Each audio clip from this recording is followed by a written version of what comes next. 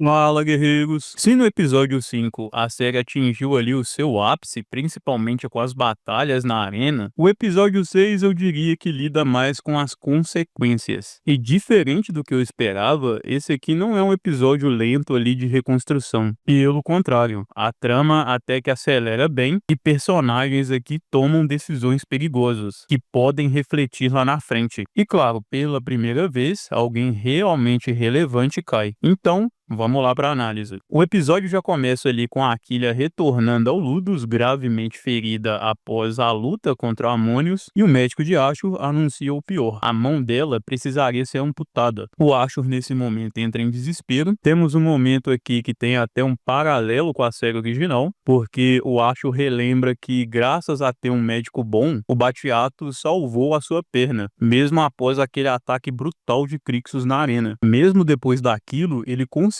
manter a sua perna e voltou a caminhar normalmente. E a série aqui deixa claro mais uma vez, o Ludus de Ashur ainda é bem inferior ao Ludus de Batiatus. Já foi até mostrado ali em alguns aspectos e agora é mostrado até na qualidade do médico. Então, revoltado, Ashur mata um médico jogando ele do precipício. Esse momento aqui é simples, mas fundamental, porque lembra algo importante. Por mais que o Ashur tenha evoluído, aquele Ashur violento e impulsivo de antes ainda existe. E isso é algo que Corvus observa com muita atenção e que vai pesar bem lá na frente do episódio. E enquanto isso, a Aquila passa a ser requisitada para novos jogos, exatamente como foi com Spartacus após ele derrotar Teócolis. Só que o problema aqui é bem óbvio, né, galera? Ela tá toda quebrada. Então o Ashur precisa desesperadamente de um bom médico. Ele recorre então a Opter por meio de Corvus. Opter aceita ajudar e aproveita o momento para fazer uma proposta tentadora para Corvus, deles fugirem juntos para Sicília, porque ele está temendo ali alguma retaliação de Júlio César. Cornélia e Cossútia estão lá analisando a ferramenta dos gladiadores, lembrando até Elitia na primeira temporada. Cornélia que inclusive lembra um pouco a Elitia, arrogante, manipuladora e consciente do poder que ela possui, e então Cossútia menospreza Ashur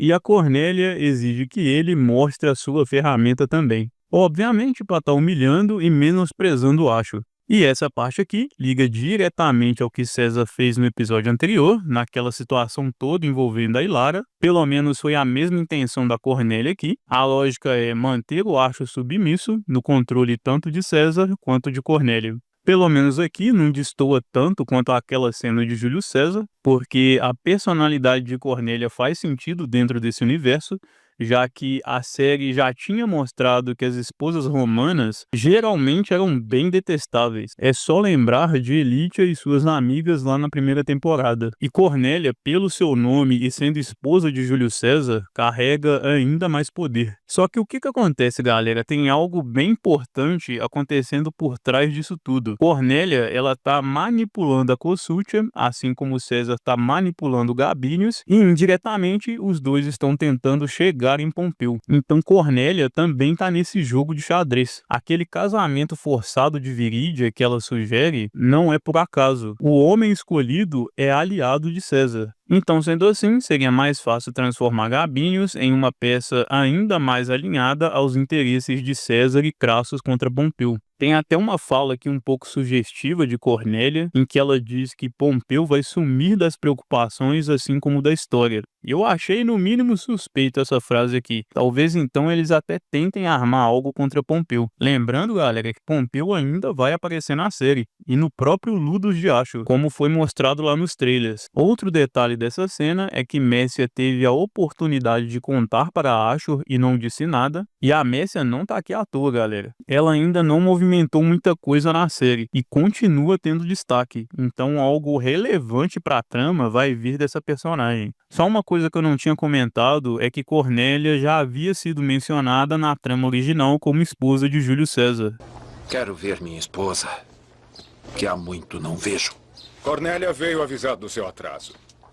Então eles eram um casal desde aquela época da guerra contra Espartacus. E quando Júlio César mencionava sua esposa, sim, era essa Cornélia. E bom, com Aquila ali fora de combate, Acho e Colwys organizam aquela disputa de ranqueamento para definir o novo campeão. A luta final acaba sendo entre Tarquin e Kélados. Kélados vence, mas como Ashur diz aceitar a proposta de Ópter, Kélados se torna um novo Duque Turi e Tarquin se torna um novo campeão da casa. Só que a gente tem que ver se isso vai se manter após o final desse episódio, já que agora provavelmente Colwys não irá embora. E outro detalhe aqui que eu achei bem amarrado foi a presença de Virídia. Ela se incomoda lá com a humilhação de Ashur, desce até o Ludus por acaso e ajuda traduzindo o grego do médico de Ópter, que também tinha sido escolhido por acaso. Algo que é uma amarração bem simples, mas mostra a qualidade do roteiro. E sim, galera, aquele momento, o elogio da Virídia foi direcionado à ferramenta do Ashur. Essas mulheres desse universo, que é isso? Só tem atacante.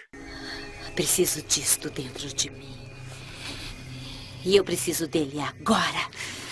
Em um momento ali em que Ashur observa a noite e a chuva caindo sobre sua vila, a série usa essa cena como uma referência a Espartacus, quando a vitória de Espartacus sobre Teóculis trouxe a chuva em Capua, simbolizando ali a satisfação dos deuses. Da mesma forma, após a vitória da Aquila sobre Amônios, a chuva também cai aqui, reforçando aí esse paralelo simbólico à ideia dessa aprovação dos deuses. E bom, o episódio mostra também ali um pouco do passado da Aquila por meio de flashbacks. Aqui eu acho que a série acerta. Ela pertencia a uma tribo núbia, já era uma guerreira habilidosa e tentava proteger uma menina, que acredito ser sua irmã, durante o ataque de outra tribo. E é até nesse momento que ela ganha aquela cicatriz na mão. Vemos ela lutando com uma lança com uma boa habilidade. Isso vai ser importante porque no trailer vemos ela lutando com uma lança na arena e foi uma coisa que eu gostei, mostrar que ela já era uma guerreira habilidosa, ela só tá se aperfeiçoando no Ludus. Então não foi do nada que ela passou a saber a lutar. Me lembrou até um pouco a história de Barca. E no momento que ela tenta matar o inimigo, ela acidentalmente mata a própria irmã. Então esse trauma mostrado aqui explica toda a culpa e aquele bloqueio psicológico que a Aquila tem, já que isso atormenta ela até hoje. Colwys e Ópter vão então até Ashur para negociar a ida de Colwys com Ópter, com uma proposta bastante vantajosa, e aqui a série até destaca um ponto importante. Por ser um homem livre, Colwys não precisaria pedir permissão de Ashur e nem ser comprado. Ele poderia simplesmente ir embora. O problema é que Colwys observou essas atitudes de Ashur desde o primeiro episódio, incluindo o assassinato do gladiador e do médico por puro orgulho, e por isso ele deixa claro que uma saída ali poderia provocar uma reação extrema de Ashur, possivelmente até contra o próprio Ópter. E galera, mesmo com evolução e um tom ali de redenção, o Ashur ainda é o Ashur. Então essa preocupação aqui do Colwys é totalmente válida. Basta lembrar quem ele era ao lado de Glaber, por exemplo. E a série vem mostrando ali em alguns momentos que resquícios desse antigo Ashur ainda permanece. Mas chega um momento ali que eu confesso que eu achei até que a série tivesse cometido um erro enorme, mas provavelmente foi intencional, que foi quando Ashur encontra Próculos em Capua e deixa escapar que vai assumir os pertences de Ópter, já que ele tá de mudança para outra cidade. Na hora que eu achei bem estranho, pensei, pô, o Ashur é astuto demais para revelar algo assim para um inimigo antes de concluir o acordo. Mas com o final do episódio, tudo faz sentido. E na conversa lá entre Gabinius e Ashur, em que ele o convence a não aceitar o casamento da filha, Ashur revela um pouco do seu próprio passado. Ele conta que tinha uma mãe e uma irmã que sofriam muito em sua terra natal e eram profundamente devotas aos deuses, coisa que ele não era e não é, mas ele não fala nada sobre o destino delas.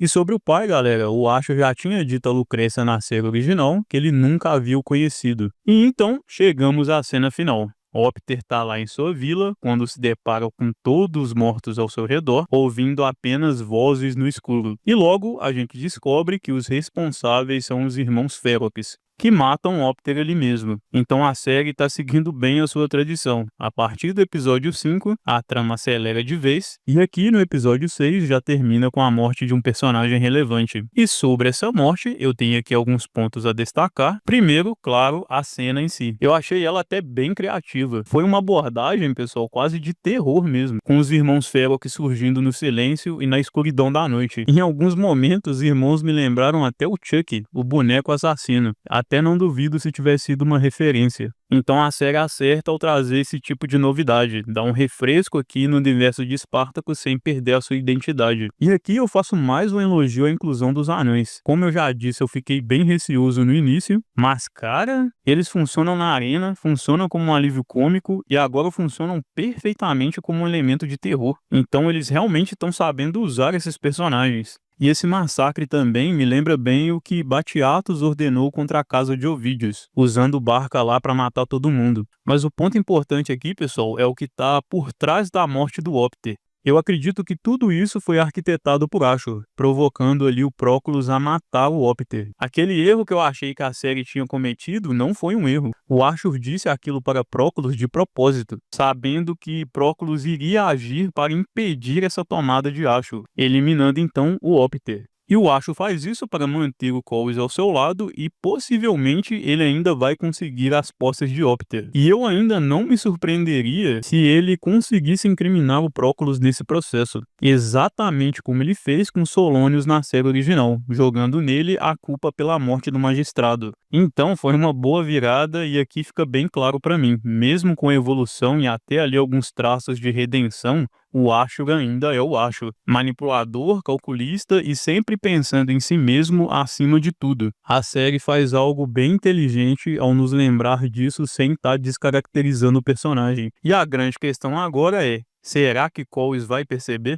Existe ainda a possibilidade ali do Ashur ter falado demais sem querer, mas sinceramente isso ia ser um erro grande demais para o personagem e para os próprios roteiristas, que geralmente estão bem atentos a detalhes. Então, quais são os pontos positivos que eu destaco desse episódio? Eu acho que ele acelera bem a trama, mesmo vindo daquele episódio 5. Teve um simples, mas bom aprofundamento sobre a Aquila. O jogo político continua ali, agora com a inclusão da Cornélia. Mais uma vez a gente tem um humor sutil e inteligente, acontece poucas vezes e até pega a gente de surpresa.